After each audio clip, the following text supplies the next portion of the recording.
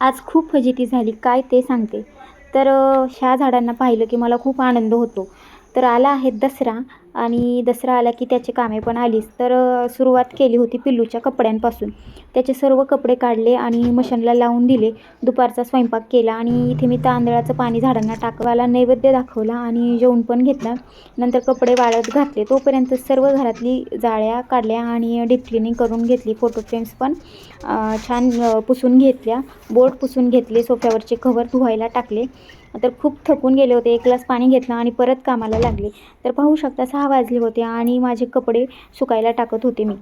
तर सकाळी कपडे टाकले होते ते थोडंसं ऊन होतं, पण ते पण कपडे काही वाळले. तर हे दुसरे कपडे होते ते पण टाकायचे होते मला हाताने धुतलेले, तर त्याची तर पंचायतच झाली. ते पहिले पिल्लूचे कपडे काढले आणि हे सर्व टाकून दिले. आणि दोन्ही कपडे तसेच ओले. खूप फजिती झाली. पिल्लूच्या टिफिनसाठी इडलीचं पीठ भिजवत घातलं. व्हिडिओ आवडला असेल तर नक्की चॅनलला सबस्क्राईब करा.